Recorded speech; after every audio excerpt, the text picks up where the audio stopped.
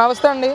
నవశకం సభకి పవన్ కళ్యాణ్ గారు హాజరైన తర్వాత నుంచి కూడా వైసీపీ నాయకులందరూ తీవ్రమైన విమర్శలు చేస్తూ ఉన్నారు పవన్ కళ్యాణ్ గారిని. మీరు వినే ఉంటారు కదా, అసలు జనసేన మహిళా కార్యకర్తగా మీరు ఏ విధంగా రియాక్ట్ అవుతారు? ఇప్పుడు నవశకం జరిగిన తర్వాత నుంచి వీళ్ళు ఎందుకు అలా భయపడుతున్నారంటే, టీడీపీ జనసేన మామూలుగానే జనసేన అంటేనే వైసీపీకి చాలా భయం, వెన్నులోంచి వణుకు వస్తుంది. పవన్ కళ్యాణ్ గారు సభ పెడుతున్నారంటే ఆ సభకి ముందు నుంచే వాళ్ళు ఎవరికి నిద్రలు పట్టవు. సభ అయిన తర్వాత నుంచి పాపం రెడీ చేసుకుంటారన్నమాట. మా జన సైనికుల కన్నా ముందు ఎక్కువగా వైసీపీ వాళ్ళే చూస్తారు. ఆయన ఏం మాట్లాడతారా అందులో మేము ఏం ఎత్తుక్కోవాలా అని. అయిన తర్వాత మీటింగ్ అయిన తర్వాత బయటకు వచ్చి వాళ్ళు మళ్ళీ ప్రెస్ మీట్లు పెట్టుకుంటారన్నమాట. ముందే ప్రెస్ మీట్లు పెట్టేసుకుని ఆయన ఏం మాట్లాడినా సరే దాంట్లో ద్వందార్థాలు వెతికి ఆయన్ని బ్లేమ్ చేయడము తప్పితే ఇంకోటి ఏమి ఉండదండి. ఇప్పుడు టీడీపీ కలిసింది కాబట్టి వాళ్ళకి ఇంకా భయంగా ఉంది. ఎందుకంటే టీడీపీకి కూడా 30 ఏళ్ల చరిత్ర ఉంది. సో ఈ రెండు కలిస్తే మా పని ఇది అయిపోయింది, ఇంకా మేము గెలవలేము అని చెప్పి వాళ్ళకి భయం పట్టుకుంది. ఈ భయం వల్ల వాళ్ళు ఏం మాట్లాడాలో తెలియక పాపం అంబటి రాంబాబు గారు అయితే అసలు ఏం తెలుస్తున్నా ఆయనకి అరగంటలు తప్పితే ఇంకే గంటలు తెలియట్లేదు కాబట్టి ఏదేదో మాట్లాడేస్తున్నారు ఆయన. అదే ప్రాబ్లం అండి, ఇంకేం లేదు.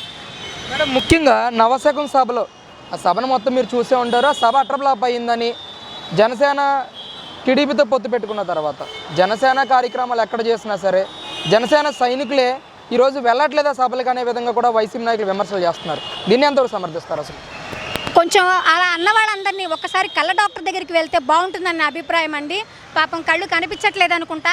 దానికి కావాలంటే కన్సల్టేషన్ ఫీజు కూడా మేమే పే చేస్తాము. మా జన సైనికులు చందా వేసుకుని మరి వాళ్ళ కళ్ళద్దాలు కానీ కళ్ళ డాక్టర్ ఫీజులు కానీ కళ్ళకి ఆపరేషన్లు కానీ ఏమైనా కావాలంటే మేము చేయిస్తామండి.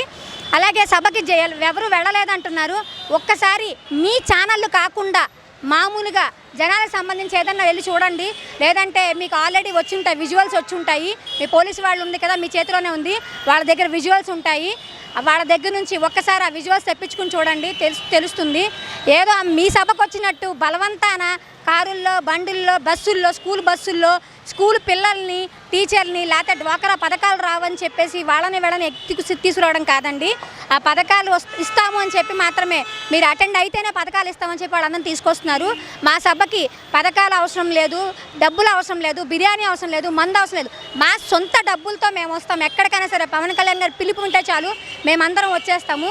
అది మా పరిస్థితి. అంతేగాని వాళ్ళలా కాదు. అందుకని చెప్పి వాళ్ళు చెప్పుకోలేక వాళ్ళ బాధ వాళ్ళు ఏదో రకంగా వర్ణించుకోవాలి. వాళ్ళ సభకి గ్రాఫిక్స్ యాడ్ చేస్తూ ఉంటారు, మా సభను చూసి తట్టుకోలేక. అంతే తప్పితే మా సభ అటర్ క్లబ్ కాదండి, అది బ్లాక్ బాస్టర్ మూవీ లాంటిది. అంటే ముఖ్యంగా ఈరోజు ఈ సభలో పవన్ కళ్యాణ్ గారు మాటలను కూడా వక్రీకరిస్తూ వైసీపీ నాయకులు మాట్లాడుతూ ఉన్నారు. అంటే ముఖ్యంగా అంబటి రాంబాబు గారు మాట్లాడుతూ జనసేన టీడీపీ పొత్తుకి బీజేపీ ఆశీస్సులు ఉండాలి అని అన్న పవన్ కళ్యాణ్ గారు వ్యాఖ్యల్ని వక్రీకరిస్తూ ట్వీట్లు చేస్తూ ఉన్నారు అంబటి రాంబాబు గారు. దీని ఎలా చూస్తారు? బీజేపీ ఆశీస్సులు ఉండాలి అన్న తప్పే ఉందండి. ఎందుకంటే మేము ఆల్రెడీ ఫస్ట్ నుంచి బీజేపీతో పొత్తులో ఉన్నాం మేము. అలాంటప్పుడు ఆయన ఈ రెండు కలిసాయి. నెక్స్ట్ మాకు కేంద్రం నుంచి ఆయన సపోర్ట్ కూడా కావాలి అని చెప్పి అడుగుతున్నారు. ఎందుకంటే ఇక్కడ ఉన్న జగన్ గారిని, అదే మన జలగన్నను దించాలి అంటే ఈ అందరూ కలిస్తే, ఒక రాక్షసుడిని ఎలా దించాలనుకుంటే అందరూ కలిసి, పాతకాలంలో రాజుల్లో ఎవడైనా రాక్షసుడు లాంటి రాజు ఉంటే వాడిని దించాలి అంటే వాడి రాజ్యాన్ని సేధించుకోవాలని చెప్పి అందరూ ఏం చేస్తారంటే సామంత రాజులు అందరూ కలిసి ఒక కూటమిగా ఏర్పడి ఆ రాజును ఓడించేవాళ్ళు. అలాంటిదే ఇప్పుడు అలాంటి వ్యూహాన్ని పవన్ కళ్యాణ్ గారు రచిస్తున్నారు.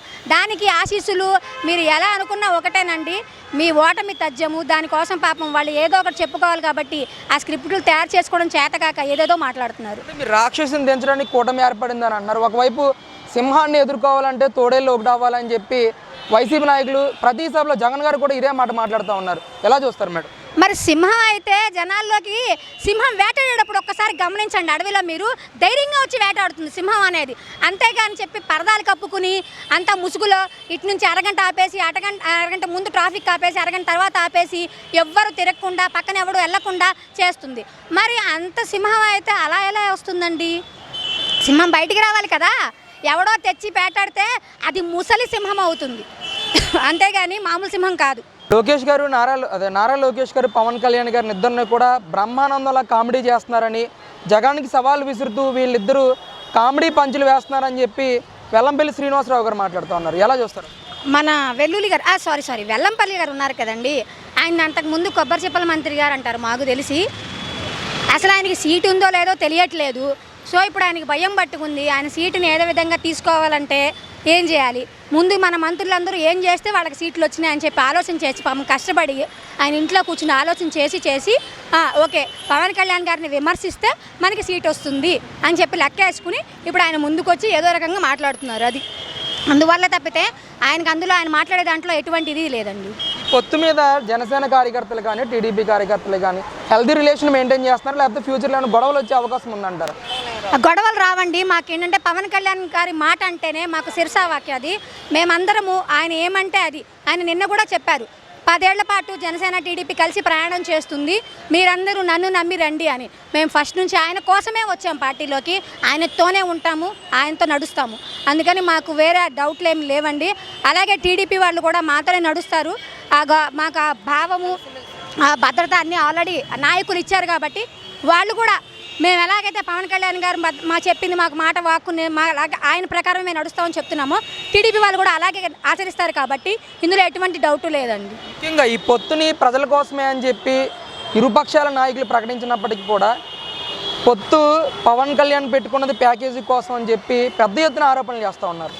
ఆయన పొత్తు పెట్టుకోక ముందే నుంచే వాళ్ళు అదే మాట మాట్లాడుతున్నారండి. పొత్తు ఇప్పుడు పెట్టారు ఎందుకు అని చెప్తే, మేము ఆల్రెడీ 2019లో పోటీ చేశాము. అప్పుడు మాకు ఎవరితో పొత్తు లేకపోయినా కూడా పోటీ చేశాము.